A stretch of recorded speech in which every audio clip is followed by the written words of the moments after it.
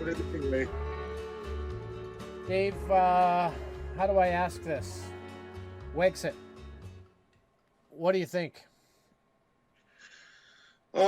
It's taken on too much radicalization. Sure, I know they're gonna squash IPA when they get their registration. I'm sure they would. I don't hate Wexit. I just people get consumed about you need more base, no matter what.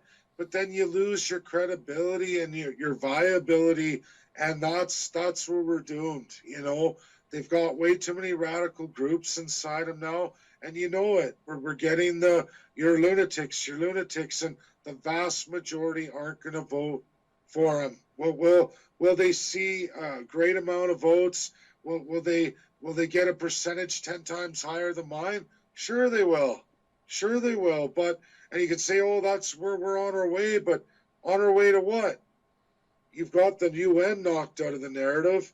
You got all these radicals who want anarchy now, a bunch of racists touting haters and a part of it that you haven't addressed. And I get it, you want the big numbers, but we're not going to separate a Western Canada. I'm going to tell you right now, No. anyone telling you that, they're just as bad as Rachel Notley or Jason Kenney.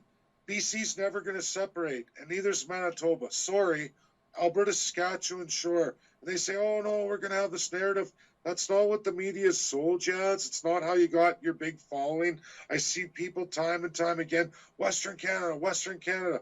Yeah, it's a minority when you add them all together. It's Yeah. a massive small minority. Alberta needs to separate. Saskatchewan is needing to separate.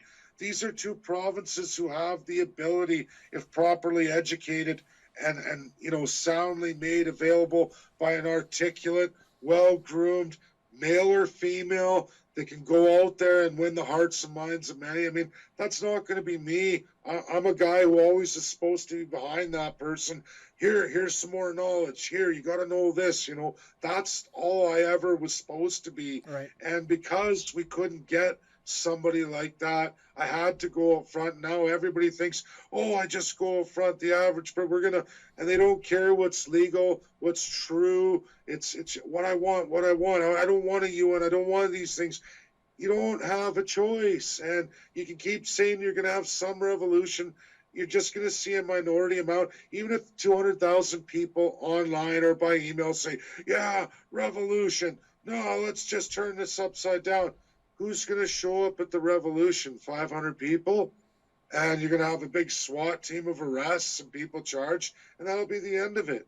And that's kind of what Wexit's kind of leading into.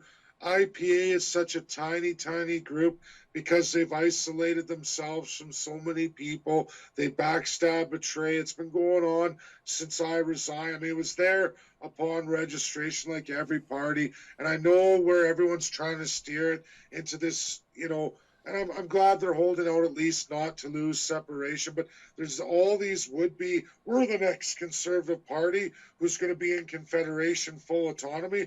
Come with us, but they have zero support, zero polled support. They get media influence. Everybody, we got to stay in Canada. We got to. No, if you like socialism, you like oppression, if you're a big supporter of the Soviet Union, that means then, yeah, you should stay in Canada, I guess. It didn't work in the Soviet Union, which is now Russia and the Federation, right? But, I guess it'll continue to work here, even though we clearly see by our outstanding incremental deficit leadership after leadership win, more and more debt, people's quality of life going like this, standard of living going down. And people are seeing it now, even COVID, no COVID, we would have got it from the oil anyway. Yep. They just keep chipping away at you. And, Well, I'll give you my 2 cents. I've been saying since the first time I started paying attention to the Wexit movement was that I appreciate Peter Downing and I appreciate what he's been trying to do. But Peter Downing is not the leader to take us to the promised land. Never has been. The fact of the matter is that Trumpian tactics work for Donald Trump, and that's it. You cannot adopt Trumpian tactics and expect to be taken seriously. I've got relatives that I'll take my dad for instance. He's in his 70s now, He's so sick and tired of what he's seeing that he is entertaining separation. But he's already told me, I will not vote for any party led by Peter Downing. The guy's an idiot. And that was his words, not mine. But Yeah.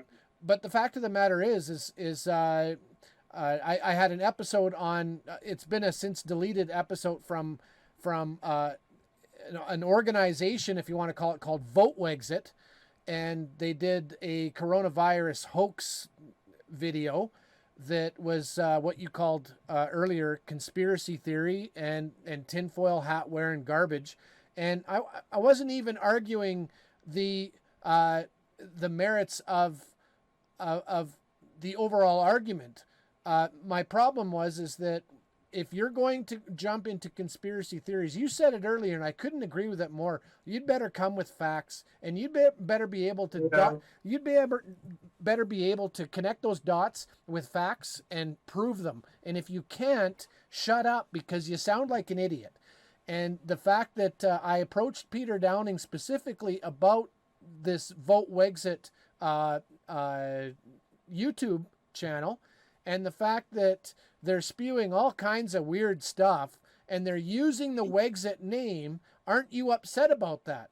The only way, I don't know, the guy's name's Eric. I don't know if Eric and Peter are buddies, but I cannot believe the political obtuseness of any political leader that would allow the Wexit name or whatever political party name there is to be tied to such wackadoodle stuff. Like, you're just shooting your foot. Do you think that I want to go back, you said Trumpian and Peter Downing, and I don't, what Peter did was great. He had massive movement. He had a shift. He had a great following. But what have you done with that now? It's damaged. It's damaged. Yeah, exactly. People don't realize. I'm not running for a political party. I'm going to build something that allows people to form a proper party in the quiet confines, not public. And that's so very important. But they've already kind of shot themselves in the foot now, and it's the radicalism. And I'm not slamming Peter. It's just your personal views, not backed by science or any kind of. And now you've brought more crackpots aboard. Yep. You're done. You're done with the mainstream. You know it. I know it. Yep.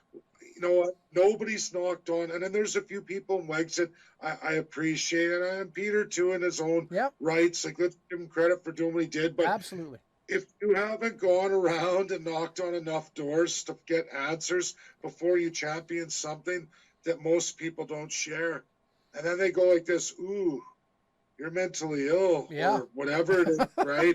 And that's what happens. And it's not that Peter is mentally ill, but this is where we get into, hey, like I said, people believe in space aliens. I don't believe in space aliens. Hey, I believe in God. I know, and that's through, I was raised in the Catholic Church. You know what? That's on me, but I don't use that as my talking point that Jesus will rule forever. Can you imagine me doing that? That's not going to appeal to the masses. A lot of people can relate to some of these things or a portion of the population, but it's not for policy and platform. Policy and platform is getting consensus from everybody and knowing what you draw a line with, which is our Charter of Rights and Freedoms. Yep. You're all allowed to have those. Just don't push it on me and don't politicize it seriously. And that goes for ramming it. Like, I wouldn't say because Hindus believe in space aliens, oh, Hindus and political, and we got to ban them like NDP does with religion. I mean, no. If they ain't hurting anybody, who cares? But don't, whether you're championing it or knocking it down, that has no business in politics. It just rips people apart. You know what I'm saying? And that's why everybody has their opinion on things.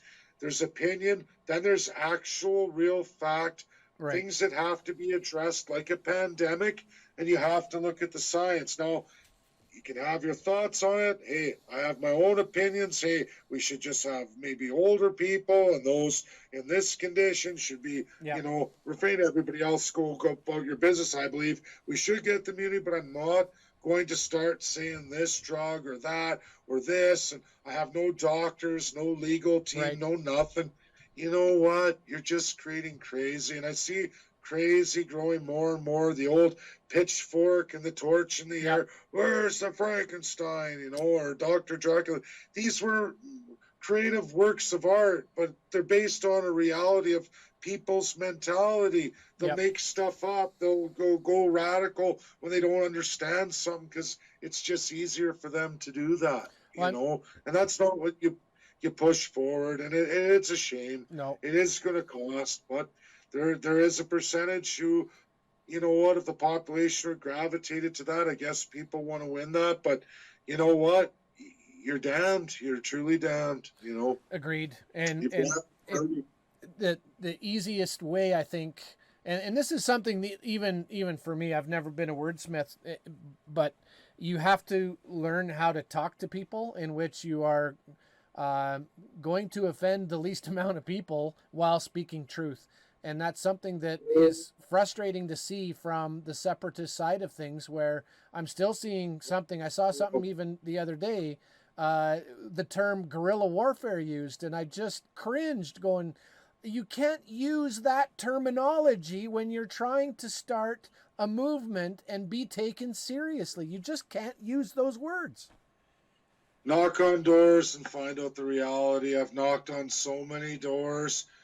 And even when you get into policy development, this is the problem with a small group making all the decisions for everybody else, is they haven't talked to everybody else. You're in your own mind, and you're only in I can tell when it's a small panel of decision making, because if it's a big, like when I had AIP, there was hundreds of us involved, and yes, people quit. There were people who got upset, my policy doesn't go forward. Hey, I had to accept the fact that the consensus wanted policies that I didn't want, even as leader. Yep. And I had to make those physically, in a physical reality of money and economics, work, even when I didn't like the policy. Right. I lost. I accept it, even though I was a percentage of, down in the lower 1.4%. And I was mad. I wanted my policy, but you just go and you swallow it. Yeah. That's the party. This is the will of the people. At least it's consensus of at least 114 people at that particular time. It was clearly I lost, and I just said, yeah, fine. And it was hard. It's hard when you don't support what it is, but you have to physically make that a reality, get the policy ready, draft it, and let everybody vote on it. And you don't want it at all, and you still voted against it. Yeah. You helped do it, but you know what? It was accepting that, and that's almost out of power. I got 15% left, so I think that translates into about 10.